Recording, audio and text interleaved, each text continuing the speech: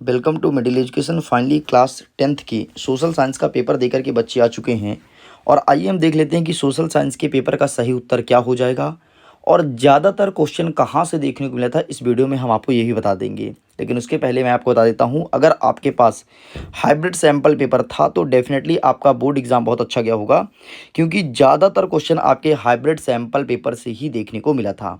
Question थोड़ी घुमा करके पूछा था, बाकी ज़्यादातर क्वेश्चन हाइब्रिड सैम्पल पेपर से लेकर आया था। तो मैं आपको बताऊंगा, मैं आपके सामने एक वीडियो लेकर के आऊँगा, मिलवाऊंगा कि देखो ये क्वेश्चन आपके हाइब्रिड सैम्पल पेपर से आया था। तो चलिए स्टूडेंट्स आगे बढ़ते हैं और फटाफट हम एक एक चीज़ को मैच करते हैं। यहाँ पर देखो वेरियस प्रकार के इंस्ट्रक्शन मौजूद हैं जिसे आप पढ़ लीजिएगा। हम आगे बढ़ते हैं और एक एक प्रश्न के उत्तर को देखेंगे। सबसे पहले पहला नंबर कह रहा है कि महात्मा गांधी रोजगार ग्रामीण गारंटी अधिनियम कितने दिनों का रोजगार देता है। तो आपको यहाँ पर 100 दिन लिखना था। ये 100 दिनों का रोजगार प्रोवाइड कराता है। ठीक है, 1 सेकंड, थोड़ी मैं पेन चेंज कर लेता हूँ। ओके, आगे बढ़ते हैं। नेक्स्ट, कृषि जो है किस क्षेत्र के अंतर्गत आती है। तो कृषि जो है वो प्राथमिक क्षेत्र मतलब आपके प्राइमरी सेक्टर के अंतर्गत आती है। नेक्स्ट हमारा कह रहा है कि मध्य प्रदेश के एक राष्ट्रीय उद्यान का नाम बताओ। तो वर्तमान में मध्य प्रदेश में 11 राष्ट्रीय उद्यान है, कोई एक का नाम लिख दो। कान्हा किसली हो गया, आपका सतपुड़ा हो गया, आपके यहाँ पर बांधवगढ़ हो गया, डिंडौरी का जीवाश्म हो गया। तो कई सारे हैं, तो कोई एक का नाम लिखना था। ठीक है, नेक्स्ट क्या कह रहा है कि सन डैश डैश डैश में श्रीलंका स्वतंत्र राष्ट्र बना। Sri Lanka emerged and the dependent country in. तो यहाँ पर आपको लिखना था 1948। देखो 1947 में हमारा देश आज़ाद हुआ था भारत, और 1948 में श्रीलंका हुआ था। नेक्स्ट कह रहा है 5वां नंबर, डैश डैश डैश सरकार 2 या 2 से अधिक स्तरों वाली होती है, इसे कहते हैं फेडरल मतलब संघवाद। तो आपको यहाँ पर सिंपल सा संघवाद लिखना था। ठीक है, इसमें केंद्र में एक होता है और दूसरा राज्य में होता है। नेक्स्ट कह रहा है अफ्रीका में 1890 में रेडियल पेस्ट जो बीमारी था वो किसके लिए था। तो पशुओं के लिए बीमारी था, ये पशु पर फैला था। ठीक है, याद रखिएगा। और ये सब कुछ मैंने हाइब्रिड में कराया है, सब कुछ total all to all. Next क्या कह रहा है, प्रश्न क्रमांक आपका 2 कह रहा है रिक्त स्थान की पूर्ति करो। ठीक है, ये तो सॉरी 1 कह रहा तो इसे मैंने करा दिया ऊपर। ठीक है, आगे बढ़ते हैं। नेक्स्ट हमारा 2 नंबर कह रहा है कि सत्य सत्य बताओ। ठीक है, पहला नंबर कह रहा है कि गैर नवीकरणीय संसाधन वे संसाधन होते हैं जो कुछ वर्षों के प्रयोग के पश्चात समाप्त हो जाते हैं। बिल्कुल सही हो जाएगा। नेक्स्ट क्या कह रहा है कि भारत में कुल 22 भाषाओं को भारतीय संविधान के 8वें अनुसूची में रखा गया। तो बिल्कुल सही हो जाएगा, और ये हाइब्रिड में डला है क्वेश्चन, देख लेना तुम। ठीक है, भारत में संघीय व्यवस्था नहीं है। तो बिल्कुल गलत है, संघीय व्यवस्था है। ये क्वेश्चन भी हाइब्रिड पेपर में डला हुआ है। नेक्स्ट कह रहा है कि हल्दिया पतन कोलकाता का सहायक पतन है, ये चीज़ जरूर नहीं डला है। तो बिल्कुल इसका आंसर सही हो जाएगा। प्राथमिक द्वितीयक और तृतीयक क्षेत्र की गतिविधि स्वतंत्र होती है, और इस चीज़ को मैंने बहुत अच्छे से क्लासेस कराया था जब आपका इकोनॉमी का पहला ही 1 मिनट का वीडियो देखोगे स्टार्टिंग में, उसमें इस चीज़ को मेंशन किया था। तो इसका आंसर बिल्कुल सही हो जाएगा। नेक्स्ट कहता है कि मुद्रा के आधुनिक रूप में करेंसी नोट के कागज और सिक्के शामिल हैं। तो बिल्कुल सही हो जाएगा। इस प्रकार से ये होता है कंप्लीट। आगे बढ़ते हैं, फटाफट सही जोड़ी मिलाते हैं। ठीक है, पहला नंबर कहता है भारतीय रिजर्व बैंक, तो इसका ऋण के औपचारिक स्रोत हो जाएगा। स्वामित्व के आधार पर क्षेत्र 2 प्रकार का होता है, एक होता है सार्वजनिक और दूसरा होता है निजी। वैसे टोटल 4 होते हैं, लेकिन 2 यहाँ पर दिया है। राजनीतिक पार्टी का कार्य क्या होता है। तो इसका आंसर लिखेंगे चुनाव और सरकार व्यवस्था करना। प्रिंट मीडिया का काम तो सामाजिक मुद्दे को उठाना और समाचार।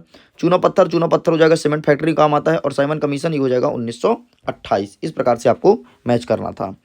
आगे सेम इंग्लिश में अवेलेबल है, देख लीजिए। इंग्लिश में पूरा आंसर यहाँ पर हिंदी बताया हूँ, अगर आप इंग्लिश मीडियम के तो उसे मैच कर लीजिएगा। आगे बढ़ते हैं, एक वाक्य में उत्तर दीजिए, आओ इसे कवर करते हैं। पहला नंबर कहता है कि भारत में पहली कपड़ा मिल किस स्थान पर लगाई गई थी। In which place did India first cotton mill set up. मैंने आपको पहले बोला था कि सूरत में लगा था, एंड यहाँ पर आपको सूरत लिखना था। नेक्स्ट कह रहा है कि प्रथम विश्व युद्ध कब लड़ा गया था। सन पूछा है। First world war holded in which year. Hybrid में उठा के देख लेना, क्वेश्चन रखा गया है। ठीक है, तो इसका आंसर होगा 1914 से लेकर के 1918 तक। ठीक है, इस टाइम पे लगा था फर्स्ट वर्ल्ड वॉर। एंड अगर सेकंड पूछा होता तो ये होता 1939 से लेकर के 44 तक। ठीक, नेक्स्ट कह रहा है द्वितीय क्षेत्र के अंतर्गत क्या क्या आता है, या फिर गतिविधि का नाम लिखो। अरे भैया हाइब्रिड में कितने बार प्रश्न दिया, 2 से 3 बार डला है ये प्रश्न। ठीक है, कि द्वितीय क्षेत्र में आता है आपका उद्योग। मैं सब मिलवा दूंगा, टेंशन मत लो, सब दिखा दूंगा। नेक्स्ट कहता है चौथा नंबर की अतीत में देशों को जोड़ने का मुख्य माध्यम क्या था। अतीत में मतलब प्राचीन काल में तो व्यापार था, बिजनेस था। ठीक है, बिजनेस ही कनेक्टिविटी करती थी एक कंट्री से दूसरे कंट्री के प्रति। 5वां नंबर कहता है किसी राष्ट्र में सरकार विरोधी समूह की हिंसक लड़ाई जो युद्ध से लगे उसे क्या कहते हैं।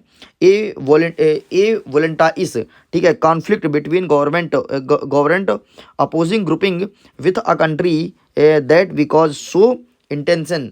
ठीक है, appearance like a war called that. तो यहाँ पर हो जाएगा आपका गृह युद्ध। ठीक है, आपको गृह युद्ध लिखना था। नेक्स्ट कह रहा है परिवहन का कौन सा साधन सबसे उपयुक्त है। तो सड़क परिवहन सबसे उपयुक्त माना जाता है, एंड इस पर हाइब्रिड में मैंने बहुत अच्छे से चर्चा किया है। ठीक है, तो अगर तुम्हारे पास हाइब्रिड रहा होगा ना, तो आज तुम्हारा डेफिनेटली बहुत अच्छा एग्जाम गया होगा।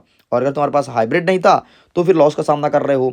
और अगर तुम्हें अभी साइंस का हाइब्रिड लेना है तो साइंस का हाइब्रिड मात्र आपको 130 रुपये मिल रहा है, लेकिन इसका रेट इंक्रीज होने वाला है। आज तक ये ऑफर था और आज फाइनली 13 तारीख हो चुका है, तो ऑफर खत्म होगा, इसका रेट बढ़ जाएगा। कल से आपको इसका रेट और अधिक दाम पे मिलेगा। तो अगर परचेस करना है तो अभी परचेस कर लो, समय तुम्हारे पास पर्याप्त है।